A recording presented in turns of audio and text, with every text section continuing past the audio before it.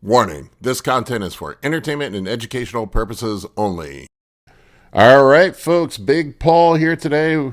One arm Paul, I guess now, not Big Paul, with an update on my retatrutide experience. I ran retatrutide for 90 days, and I wanted to see what effect that it had on my lipids and my A1C.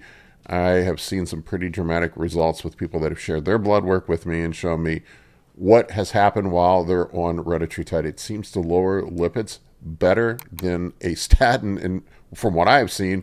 And I wanted to compare it to my own experience. I've been on a statin and ezetimibe for years, a long time. I mean, probably a decade or more. I have been on it. I have dyslipidemia, so I have to stay on a statin to keep my lipids under control. And I can never really get my lipids below, my LDL specifically below 100, and my HDL never really gets much above the mid-30s while running PEDs. And I'm going to show you here in just a minute what happened from 90 days of retatrutide to my A1C, which was too high, and my lipids. It was pretty shocking, the results, just from running 1 milligram of it every 5th day. Before we get into that, I want to remind you folks about my Science of Anabolics e-course that I put together with researcher Kurt Havens. It has over 100 modules and 60 hours of videos if you want to do deep dives into PEDs. We have some stuff up there now on peptides. Kurt and I are going to be adding some new content here soon. We're probably going to go down the peptide rabbit hole, adding some more obscure compounds that people are interested in. Talk about that. The course is fantastic. You can catch it over at anabolicbodybuilding.com. I have a link in the video description below if you want to go check the course out. It is the deep dive into PEDs. I also have my cycle cheat sheet if you just want the cliff notes. If you don't really care about going into the deep dives, it's 30 pages of how to put a blast and cruise cycle together like a professional bodybuilder. That is also over at anabolicbodybuilding.com. Link is in the video description below. All right, enough of that stuff, folks. We are going to dig into the retatrutide video in 1 second. I'll talk about my experiences with it and what results I have gotten from 90 days of running it.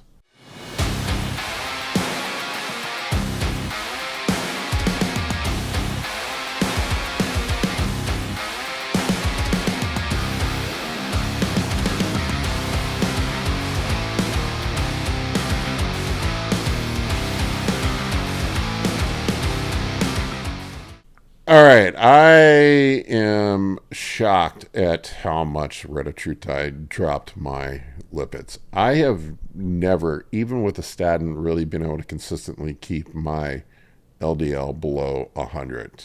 And I eat a pretty clean diet. I mean, I'm a professional bodybuilder, even on contest prep. I mean, like, and with the PEDs, there is some lipid skewing from the PEDs. So probably if I drop the PEDs, that would maybe help a little bit.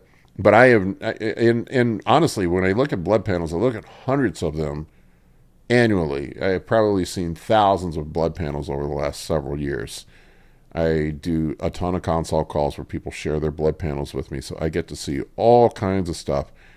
And I almost never see dudes with LDL below 100, and almost never see guys with HDL over 40 with using, when even TRT, even on TRT and using PEDs. It just doesn't happen.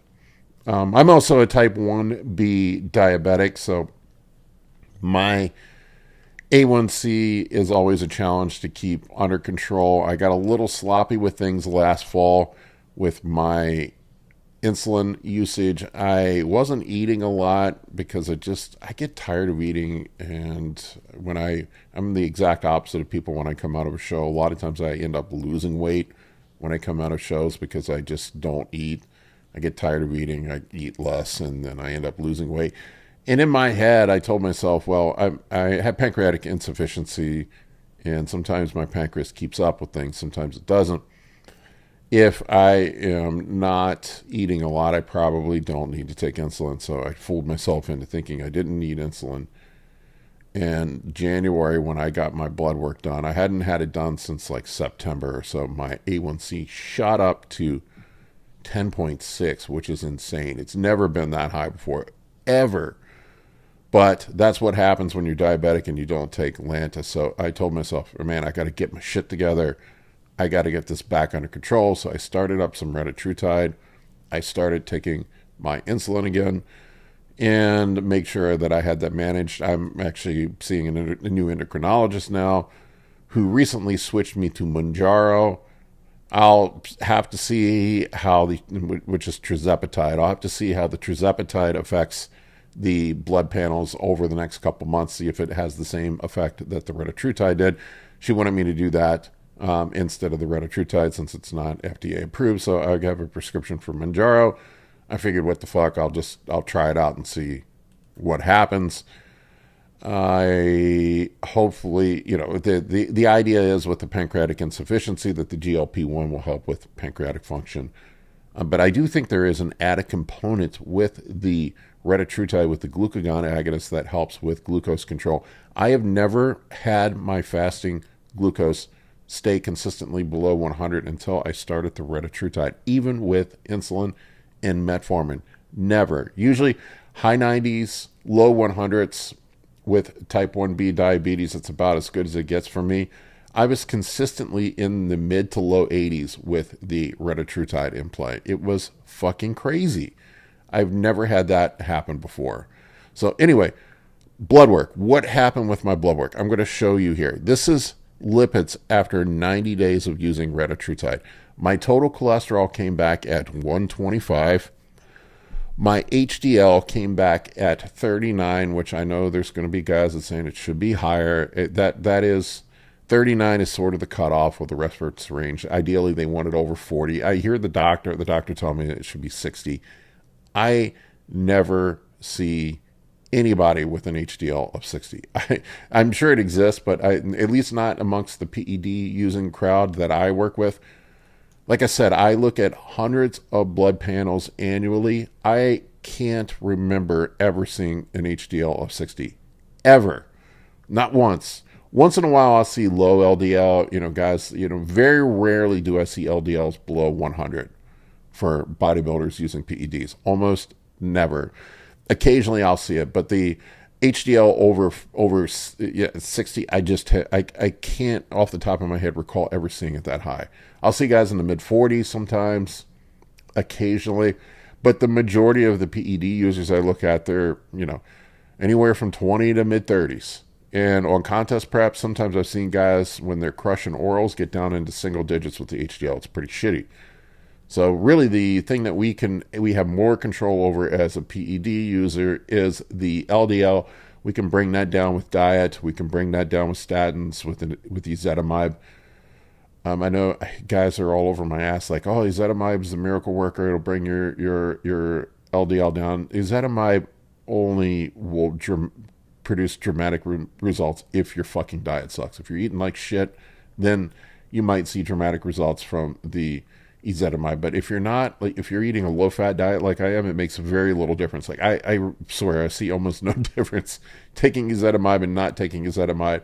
I'm running rosuvastatin. Rosuvastatin is a hydrophilic statin versus a lipophilic statin like most of the other ones, which makes rosuvastatin safer for muscle problems. A lot of people have issues with muscle issues, cramps, weakness, things like that happen, some of the side effects that happen. With it being hydrophilic, it doesn't pass the blood-brain barrier or into the muscle cell as easily, it being hydrophilic. So rosuvastatin is safer for us in our community. It's maybe not as effective as the hydrophilic statins, but the hydrophilic statins penetrate the muscle more easily and penetrate the brain-blood barrier more easily, causing more problems for guys that are on statins. And so like a lot of the side effects that guys are worried about from taking statins are from hydrophilic statins, from lipophilic statins. So if you're running a hydrophilic statin, you're going to be safer in that area. So I am on rosuvastatin for that reason. But you can see here, my total cholesterol came down below 125.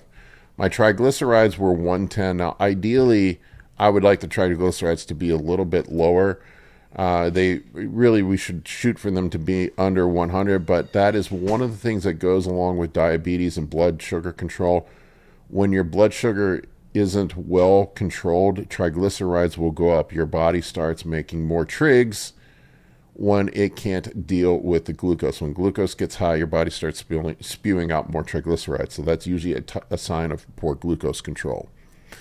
My LDL was 66. It has never been that low that I can recall. And non-HDL cholesterol was 86. My apolipoprotein B was 76. We want it below 90. It has never been that low. My lipoprotein little a was less than 10. Holy fuck. Less than 10. It should be below 75. That is crazy. This is the best I've ever seen it. So you can take a look here. I can show you the trends. You can see here, this is the last 3 years of blood panels on here. There's some other blood panels that are missing from this, but generally my triglycerides are usually, to be honest with you, they're usually around 150, a little below 150. They're just like right at the top of what's considered safe. 150 is considered the cutoff. Ideally, we want it under 100. My triglycerides usually just roll around there, and as part of it's just the glucose control issues with being diabetic. And you can see here where it dropped down almost 50 points after being 40 or so points, after being on the retatrutide. My LDL cholesterol went from a 112 down to the 60s, to 66. It went in half. And keep in mind, I was on a statin before. Like my LDL usually ranges between 100 to 150. Depends on how crappy my diet is. And when I'm in a bulk, it goes up. When I'm on contest prep, it comes down, which makes sense because you're eating more food. And that's with lipid management protocols in place. You can see the dramatic drop. My cholesterol, my HDL-C ratio, look how this dropped down to almost 3 from around 6. That is crazy. That is insane. And all this from taking 1 milligram of retatrutide every 5th day. I went up to 2 milligrams for about 3 weeks, and it just, my heart rate went up, my stomach kind of got upset, and so I pulled it back down to 1 milligram. So 1 milligram had this profound of an effect on my lipids. Not only that, my A1C, as I mentioned, now it's hard to discern what was what here because I did start taking my insulin again, so I'm sure the Lantus helped out some here as well. But my A1C was at 10.6. It came down to a 6.1, and I know bros are going to be like, oh, it should be around 5. I'm a diabetic.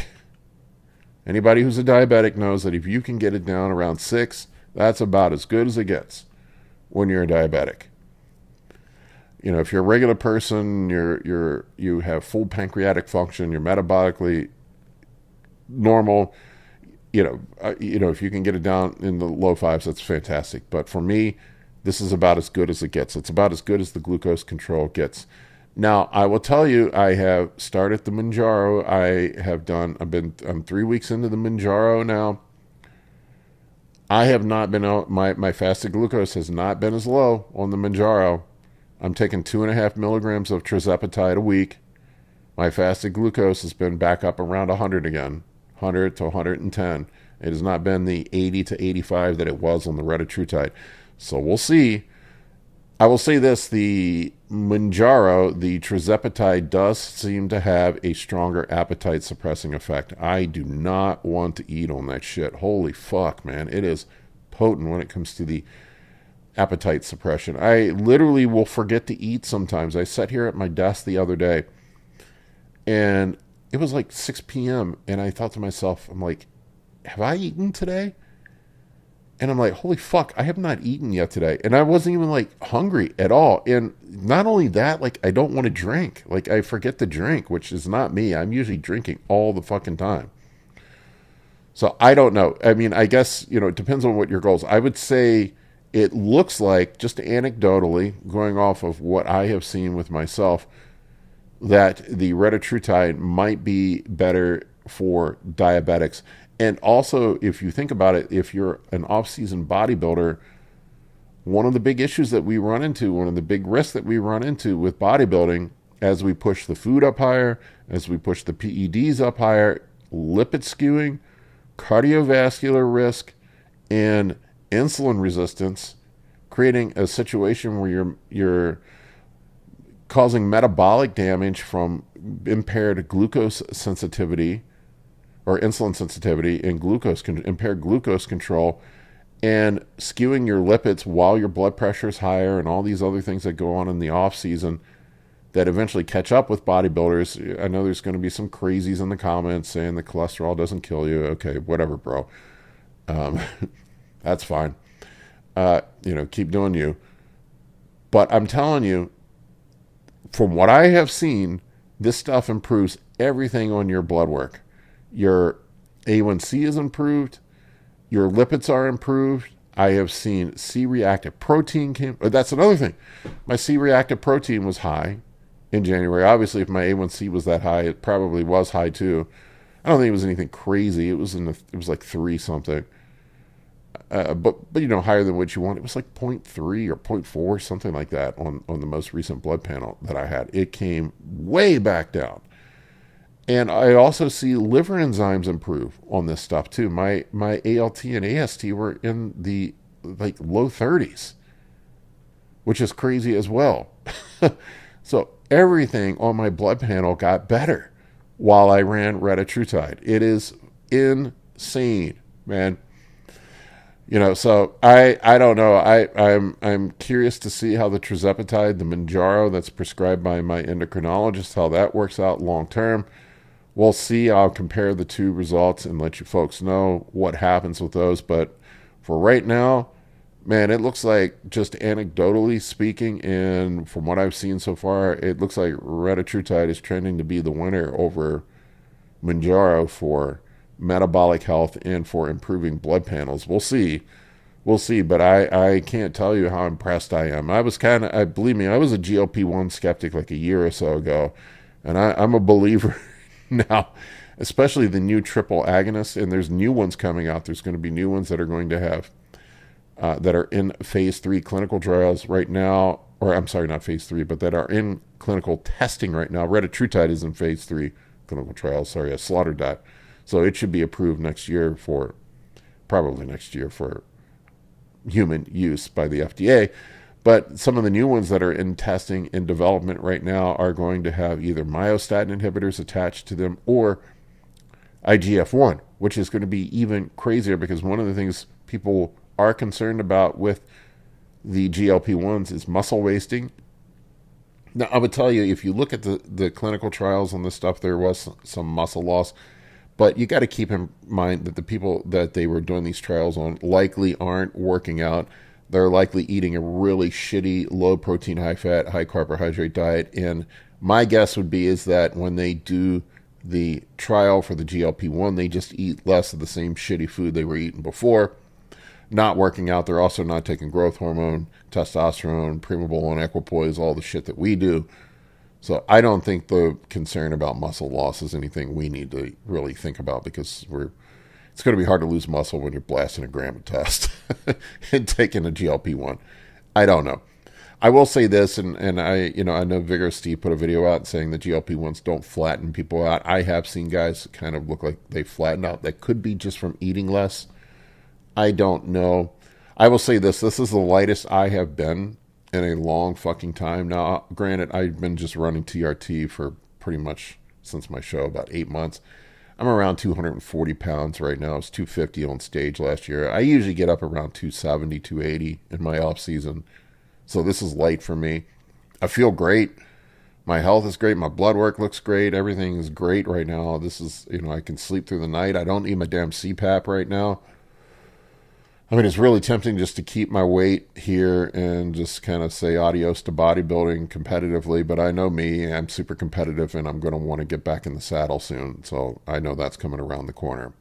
Anyway, folks, that's all I got for you on this one. If you have used retatrutide and you've had experiences with it, put your comments in the comment section below. Let me know how it's worked for you. Or if you used other GLP-1s, if you've seen similar results. I appreciate each and every one of you. Take care. See you on the next episode. For coaching or consultations, head over to www.anabolicbodybuilding.com to book your spot today. I can help you with optimizing hormones, fat loss, muscle gain, physique, athletic performance, nutrition, and health. For more information, shoot me an email at bigp3rd@gmail.com.